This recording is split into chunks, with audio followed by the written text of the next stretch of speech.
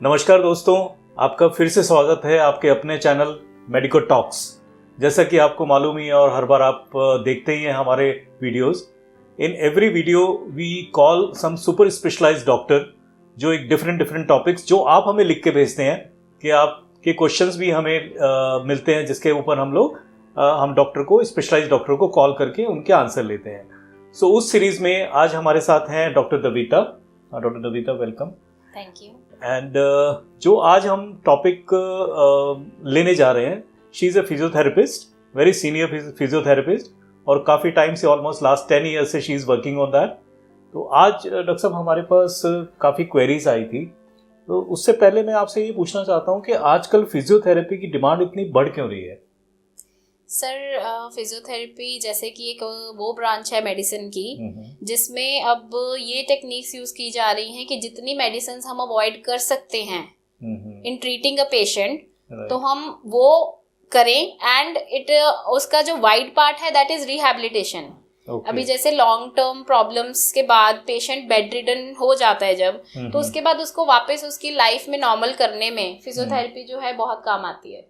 Okay, तो doctor साहब जैसे फिजियोथेरेपी का नॉर्मली अभी तक जो देखा गया था वो ऑर्थोपेडिशियंस यूज करते थे या ऑर्थोपेडिक्स यूज करते थे, तो इसके अलावा भी इसमें और कुछ है जो हम कर सकते हैं? जी सर, जैसे मैंने आपको बताया कि जो रिहैबिलिटेशन पार्ट है वो बहुत ही वाइड है, और उसमें अब सिर्फ ऑर्थो का वर्क नहीं रह गया। देखिए, हर ICU, then hospitalized patients and then OPD based. So इन तीनों स्फेयर्स में जो है फिजियोथेरेपी बहुत मेजर रोल प्ले कर रही है आज की डेट में। तो मैं आपके व्यूअर्स को ये बताना चाहूंगी कि जो ऑर्थो ब्रांच है उसमें हम सर्जरी का पार्ट लेते हैं, then other than muscle injuries लेते हैं, फिर जिसने भी जोड़ बदलवाए हैं हम उसमें देखते हैं कि हमें कौन सी तरह की फिजियोथेरेपी देनी है। अदर देन दिस, अब हमारी जो सुपर स्पेशलाइज्ड ब्रांच के बारे में अगर हम बात करें तो वो आ जाती है न्यूरो रिलेटेड।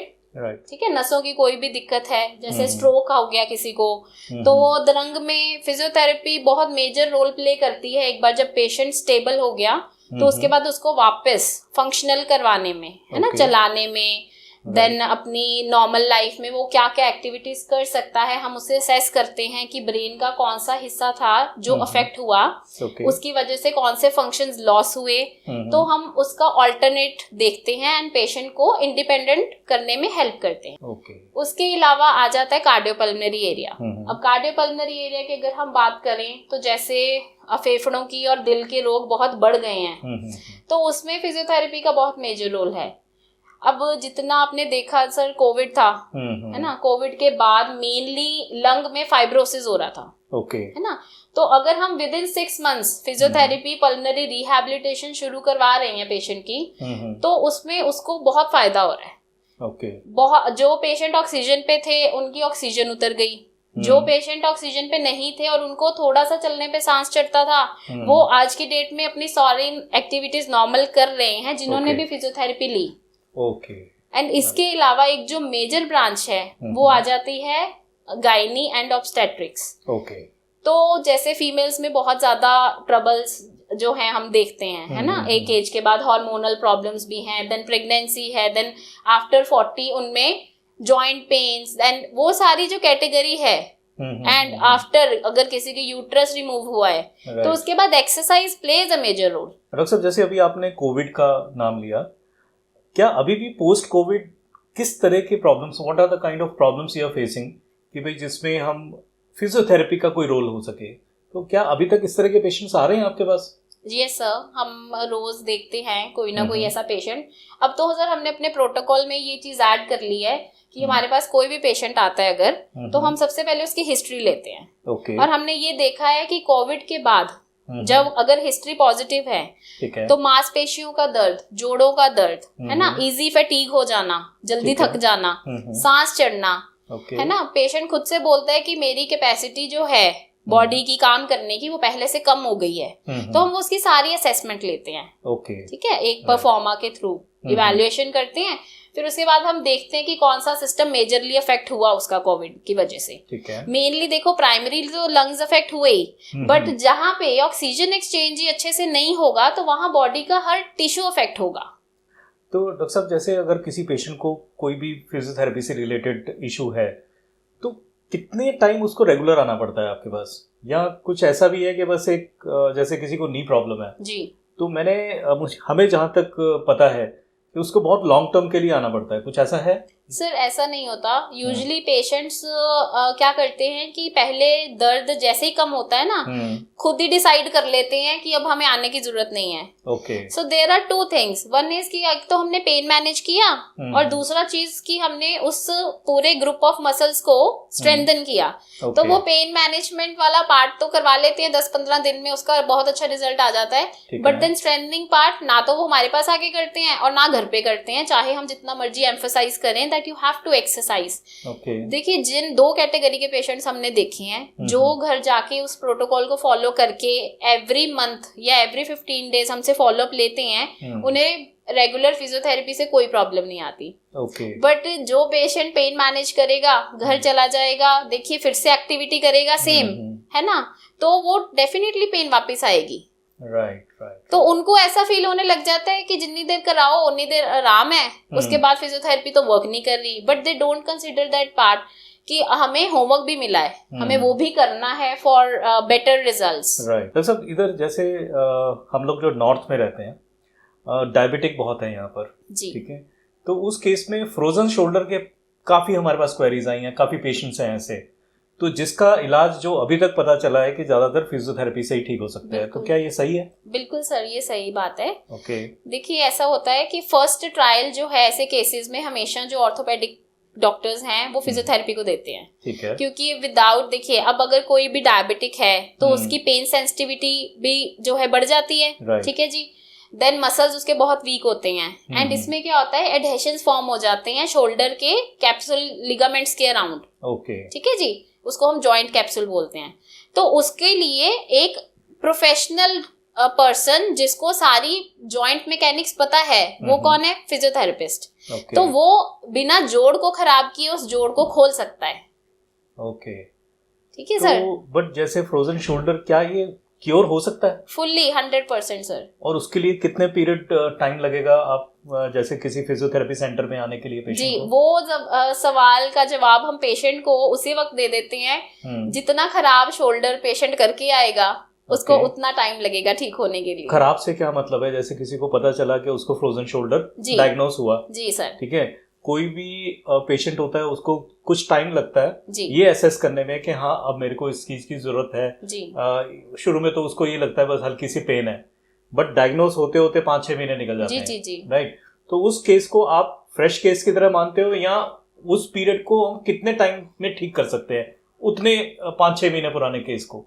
सर देखिए इसकी असेसमेंट हम 2 तरह से करते हैं। इसकी असेसमेंट हम करते हैं, एक तो कि पेशेंट का शुगर रिकॉर्ड क्या आ रहा है, डायबिटीज रिकॉर्ड क्या आ रहा है, वो देखते हुए, ठीक है। दूसरा, पेशेंट को पहली बार कब लगा था कि उसकी बाजू पीछे नहीं जा रही, you know, like this, right. Then the thing comes कि पेशेंट की शोल्डर की मूवमेंट कितनी है।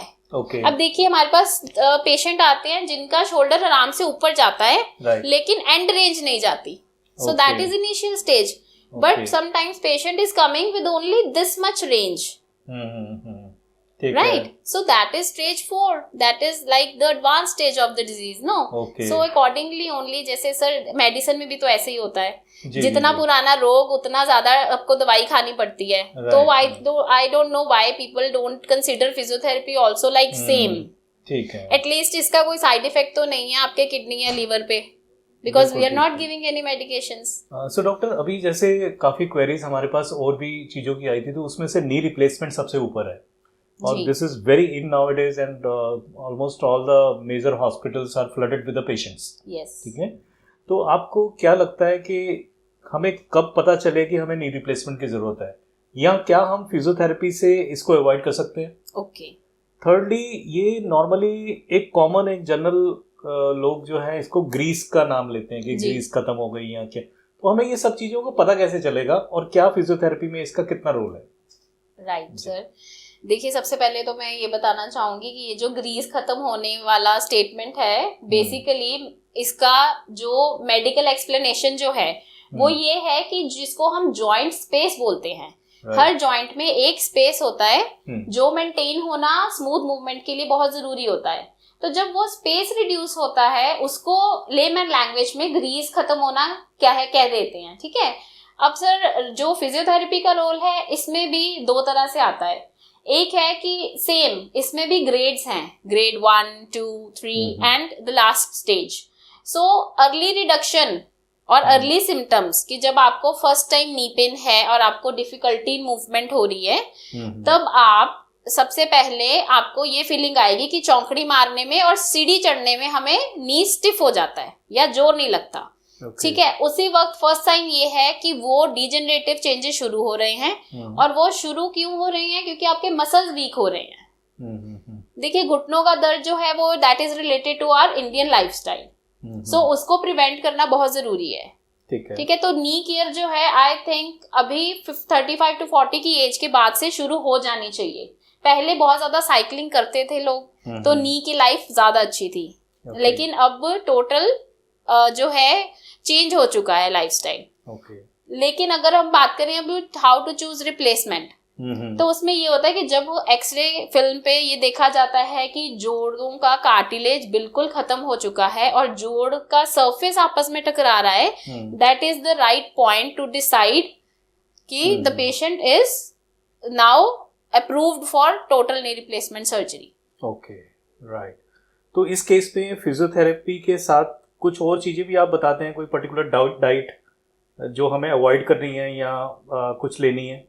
सर जब सर्जरी हो जाती है उसके बाद हम पेशेंट को गाइडलाइंस देते हैं कि हाँ मसल तभी अच्छा वर्क करेगा और बनेगा जब आप प्रोटीन कंटेंट थोड़ा सा अपनी डाइट में बढ़ाओगे। बट सर उसमें भी हमें ये देखना पड़ता है कि पेशेंट कहीं किडनी का पेशेंट तो नहीं है ऑलरेडी या उसको कोई लीवर डिजीज तो नहीं है ऑलरेडी, तो इसीलिए मॉडिफाइड डाइट देनी पड़ती है हमें।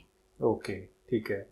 एक डॉक्टर साहब जैसे पेशेंट हमारे पास ये पूछते हैं कि जैसे आपने देखा होगा काफ़ी जगह बोर्ड लगे होते हैं मसाजेस के लिए जी, या ये जो क्वैक्स कई बार प्रैक्टिस करते हैं कि जी वो ये कर देता है, वो इस तरह तेल लगाने से ठीक कर देता है। हाँ जी, हाँ जी। So how true it is and how we can prevent, and उससे क्या हम फिजियोथेरेपी से किस तरह से कंपेयर कर सकते हैं? Okay, this is a very good question sir. So इस पे मैं ये अवेयरनेस क्रिएट करना चाहूंगी। देखिए मसाज जो है वो इंडिया का एक ट्रेडिशनल ट्रीटमेंट मेथड रहा है हमेशा से, लेकिन नाउ एविडेंस बेस्ड स्टडी जो है ना, वो है फिजियोथेरेपी, जिसपे बहुत ज्यादा रिसर्च के बाद बहुत टेक्निक्स जो हैं इवॉल्व हुई हैं to treat a patient. Massage is very this tiny area of physiotherapy. Okay. And I know many quacks and many massage therapists who are not certified. Still they are practicing. तो अगर आपको कुछ भी ऐसा symptom लगता है कि आप चूज करना चाहते हैं मसाज, फर्स्ट थिंग आप रजिस्टर्ड मसाज थेरेपिस्ट से वो ट्रीटमेंट लीजिए। But don't compare a physiotherapist with the massage therapist, because for a qualified physiotherapist has to undergo bachelor's of physiotherapy first, and then जो भी उसकी स्पेशलाइजेशन है sir उसके लिए they undergo masters of physiotherapy।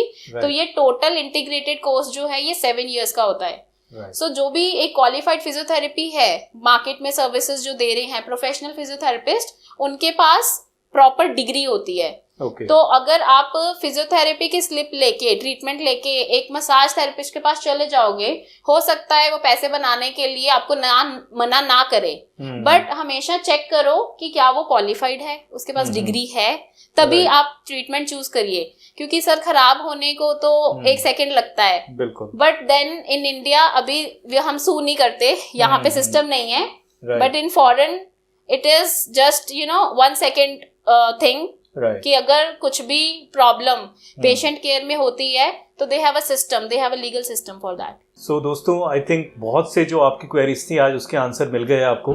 Still अगर आपको लगता है कि कुछ ऐसी क्वेरीज रह गई हैं या क्वेश्चंस रह गए हैं जो हम कवर नहीं कर पाए, आप नीचे दिए गए कमेंट्स में you just need to post it और हम डॉक्टर साहब से रिक्वेस्ट करेंगे, she is going to revert to you as soon as possible.